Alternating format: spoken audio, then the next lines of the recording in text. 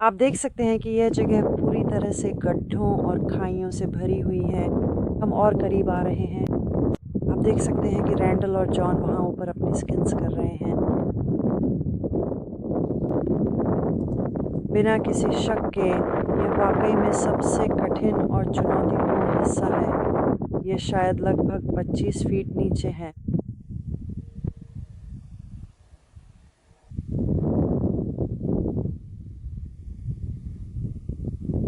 और मुझे जो करना है वह ये है कि मुझे यहाँ से काफ़ी नीचे जाना है और कहीं पार करना है, लेकिन मुझे याद नहीं आ रहा कि कहाँ।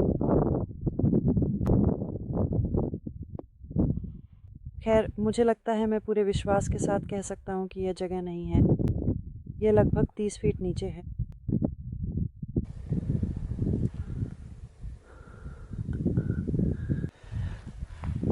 ठीक है, मैं वहाँ ऊपर से यहाँ नीचे तक आ गया हूँ और वहाँ आर्क है और मुझे लगता है कि मैं उस जगह के करीब पहुँच रहा हूँ जहाँ मुझे पार करना है।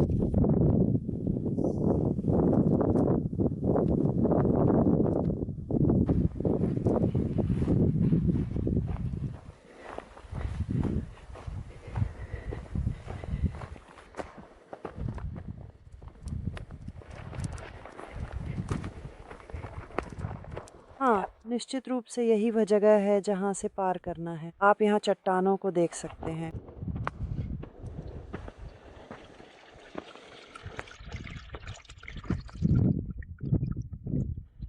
वाह! ठीक है, उम्मीद है कि मैं कैमरा नहीं गिराऊँगा।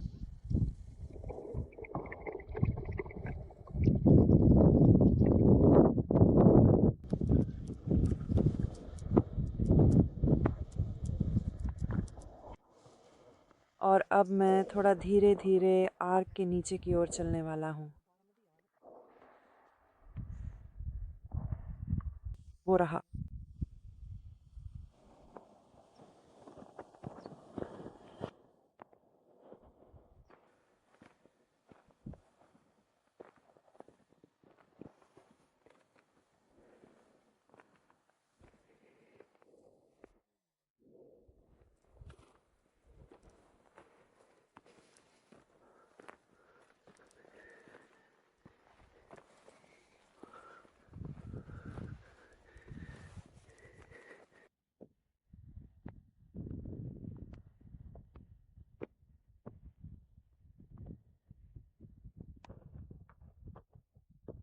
ओह! ये तो चिपचिपी चीज़ है। मैं वहाँ से नहीं जा सकता, तो देखते हैं क्या मैं यहाँ ऊपर जा सकता हूँ।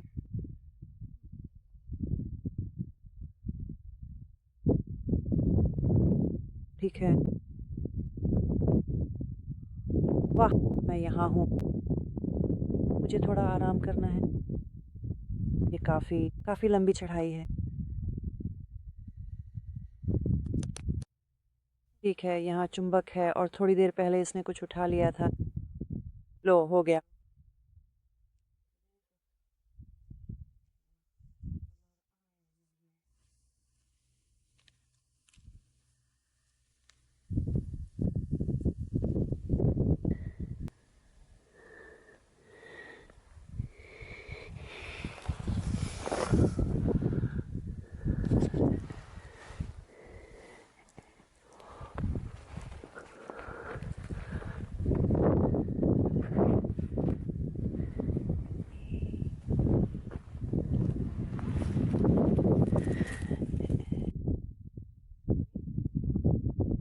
दिलचस्प है, लेकिन ये चुंबकीय नहीं है। खैर हाँ, थोड़ा बहुत है।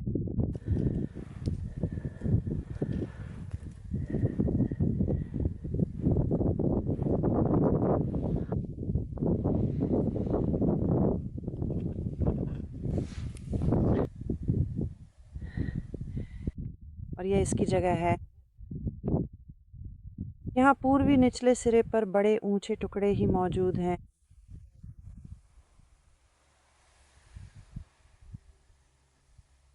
मैं कुछ तस्वीरें लूँगा।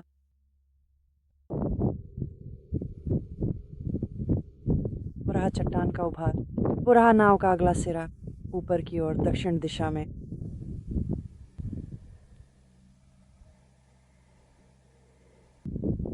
यहाँ वो विशालकाय मलबा है जिसके बारे में अब हमें वास्तव में पता है कि यह केवल ऊपरी डेक है और बाकी सभी डेक नीचे हैं।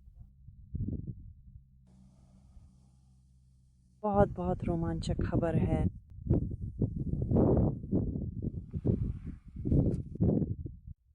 ठीक है, मैं यहाँ चट्टानों के पास लगभग इस बड़े जहाज़ के बीच में हूँ और मुझे लगता है कि मैंने रैंडल को ठीक पहाड़ी के उस पार देखा है। मैं नूह की विशाल नाव के ऊपरी डेक पर धीरे धीरे चल रहा हूँ और वहाँ पर रैंडल जॉन की मदद कर रहा हूँ जो मेरे साथ हैं।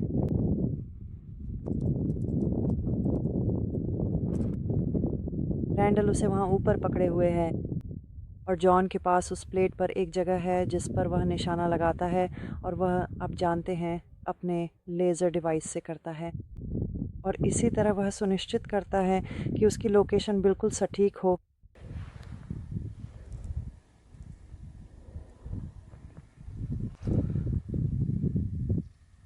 ठीक है, रैंडल ने मुझे एक सुंदर मूंगे के टुकड़े के बारे में बताया था जो उसने यहाँ ऊपर समुद्र के किनारे पाया था।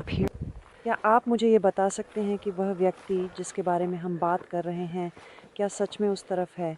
मैं ये जानना चाहता हूँ क्योंकि मुझे उसकी तलाश करनी है और सही दिशा में जाना ज़रूरी है।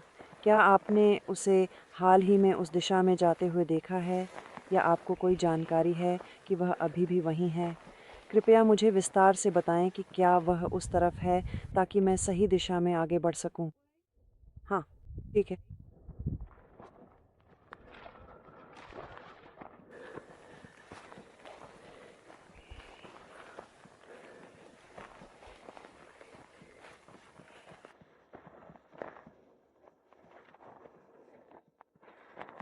यहाँ बहुत बहुत खड़ी चढ़ाई है इसलिए मुझे धीरे धीरे जाना होगा।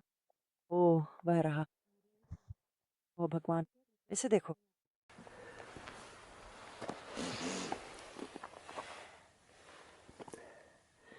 वाह। समुद्र तल से 6,300 फीट की ऊंचाई पर स्थित यहाँ अद्भुत जीवाश्म है।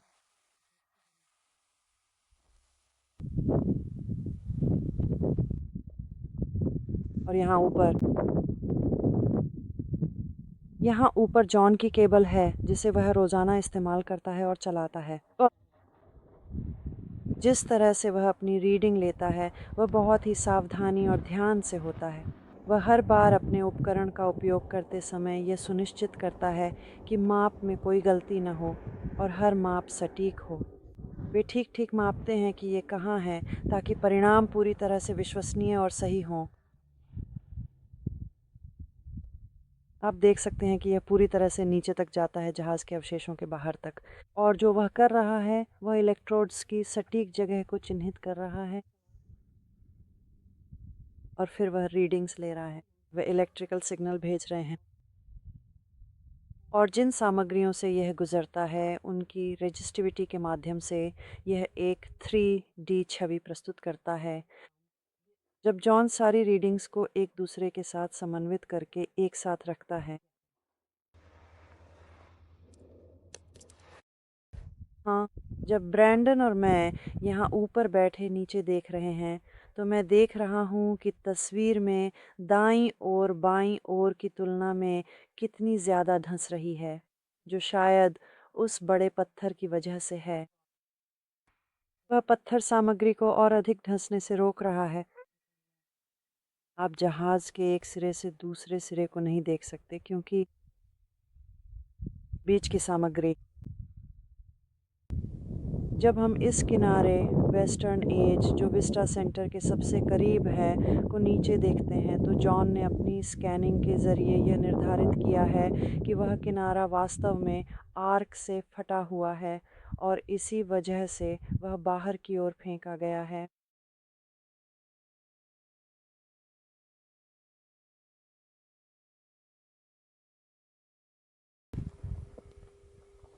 ठीक है, हम नूह की नाव पर हैं और हमने अभी अभी आखिरी स्कैन पूरा किया है। हमने आज 3 क्रॉस स्कैन पूरे किए जिनमें से एक हमारे ठीक सामने है और बाकी 2 आगे की ओर हैं। और हमने पिछले हफ्ते 10 लंबवत स्कैन पूरे किए हैं और हमें कुछ अच्छे नतीजे मिल रहे हैं।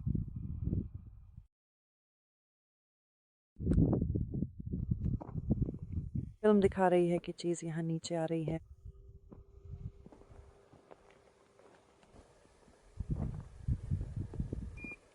वाह!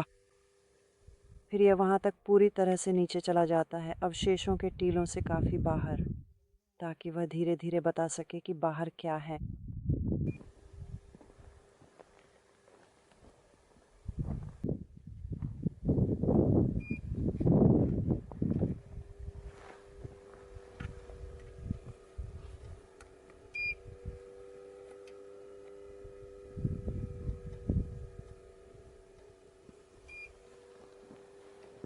ये सारा भारी उपकरण है, जिसे उन्हें हर दिन नीचे लाना पड़ता है। ठीक है। यहाँ हम इसे पिंस के पास रखते हैं और जॉन अपनी छोटी मशीन से यहाँ रीडिंग लेते हैं।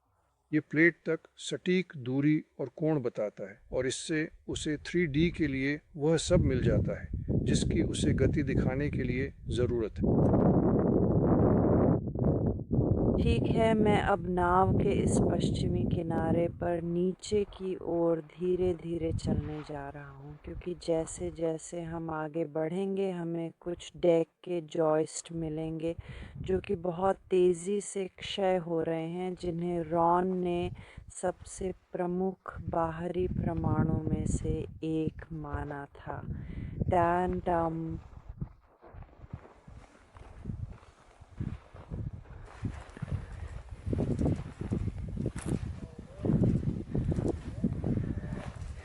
अब मैं छूना पत्थर की चट्टान के पास से नीचे जा रहा हूँ।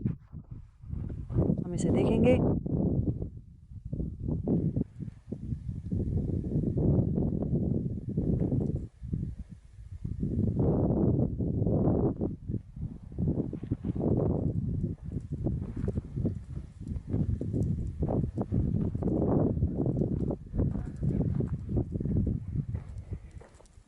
ठीक है, अब मैं यहाँ नीचे चलने जा रहा हूँ, क्योंकि ऊपर के डेक के अवशेष यहीं पर हैं। ये सब एक बहुत बड़े ढेर में जमा हो गए हैं। लेकिन उसके नीचे जॉन ने बहुत स्पष्ट रूप से पाया है कि उसके नीचे 2 और डेक हैं।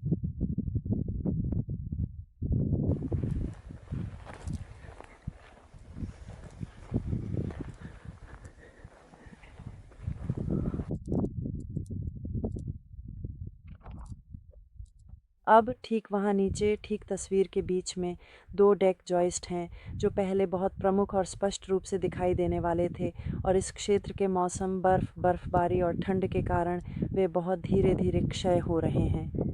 वास्तव में समय के साथ इनका क्षय और भी अधिक स्पष्ट हो गया है।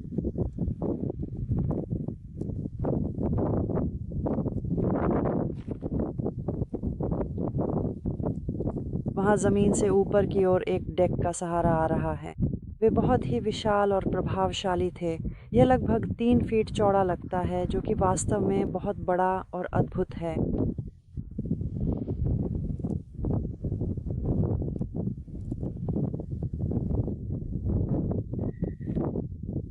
और वे वहाँ से बाहर निकल रहे हैं। आप वहाँ नीचे और भी कई लोगों को बाहर आते देख सकते हैं, लेकिन वे सभी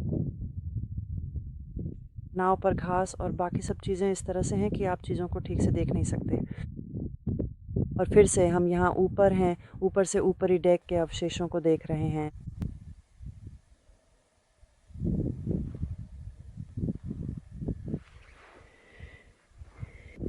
ठीक है, देखो वहाँ ऊपर नाक है, थोड़ा सा। ये नीचे जा रहा है।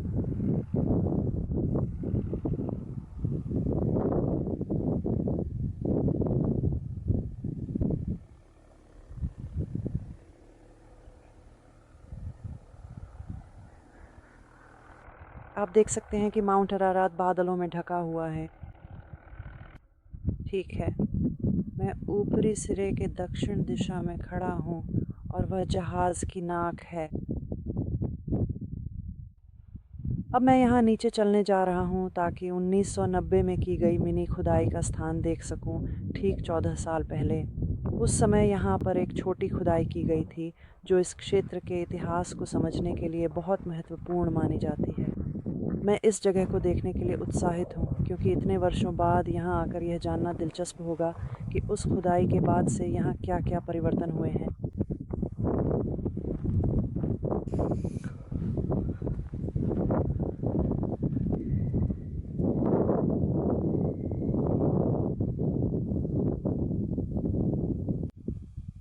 ठीक है, ये 1990 में कोरूसेंट की मिनी खुदाई का स्थान है।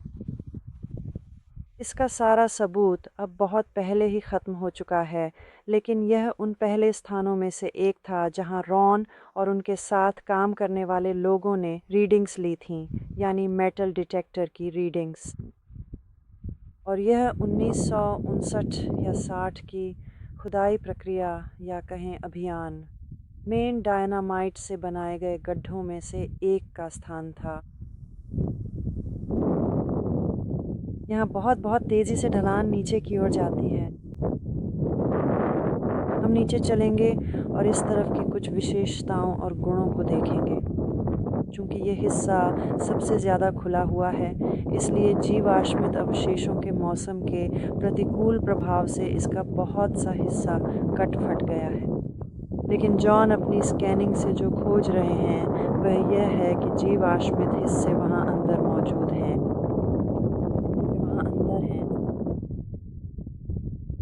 कभी-कभी वे कुछ मौसम से क्षतिग्रस्त अवशेषों के अंदर गहराई में होते हैं।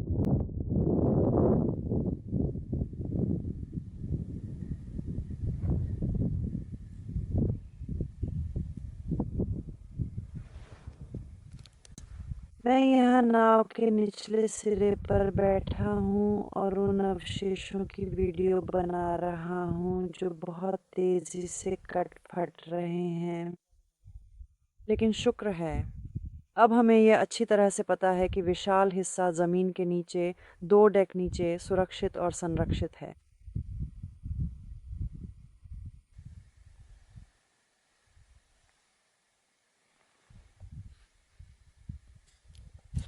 वो रहा रैंडल। उसके पीठ पर भारी उपकरण हैं और वह ऊपर की ओर जा रहा है। मुझे लगता है मैं कुछ और तस्वीरें ले लूँगा और फिर उसके साथ ऊपर चला जाऊँगा। ये वे चीज़ें हैं जो नाव के पिछले हिस्से से बाहर निकली हुई हैं, जिन्हें रॉन ने किनारों के साथ कील के विस्तार समझा था। वास्तव में ये संरचना का हिस्सा है। मुझे लगता है इन्हें कील्सन कहना चाहिए। यहाँ से जहाज़ शुरू होता है।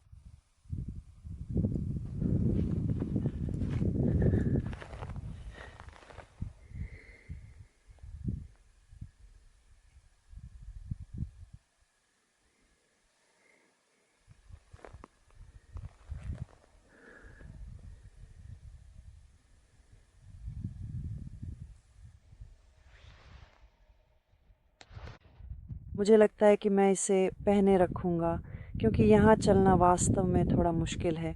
मैं एक खड़ी ढलान पर हूँ और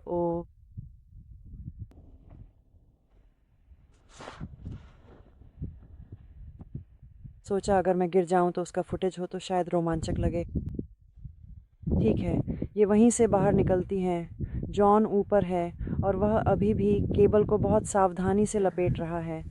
उसके चेहरे पर एकाग्रता साफ दिखाई देती है क्योंकि वह जानता है कि केबल को सही तरीके से लपेटना कितना ज़रूरी है। आसपास का माहौल शांत है और हल्की हवा की आवाज़ सुनाई दे रही है।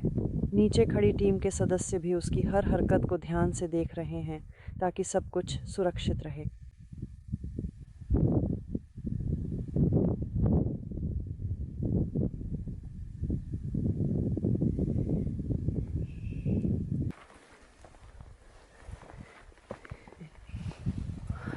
और मुझे वहाँ उस रास्ते तक पहुँचना है।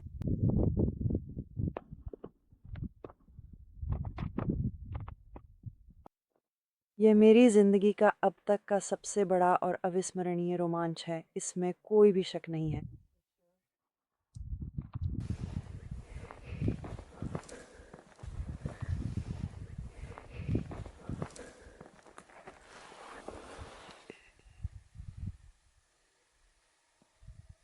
वे लोग ऊपर जॉन की मदद करने के लिए हैं। वे गांव से हैं। मुझे लगता है कि उनमें से कुछ लोग शायद हसन के परिवार के सदस्य हैं, शायद उसका बेटा भी।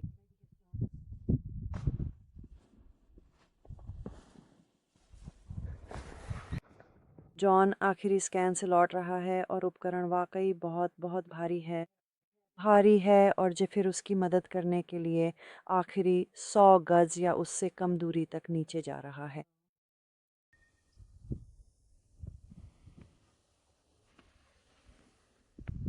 जॉन ने इस यात्रा में जो किया है, उसने नूह की नाव पर हो रहे शोध पर बहुत बड़ा, बहुत गहरा और महत्वपूर्ण प्रभाव डाला है, क्योंकि अब हमें वास्तविकता में यह भी पता चल गया है कि उस नाव जैसी आकृति के नीचे 2 डेक्स मौजूद हैं और ऊपर केवल गिरा हुआ हिस्सा ही सबसे ऊपर का डेक है।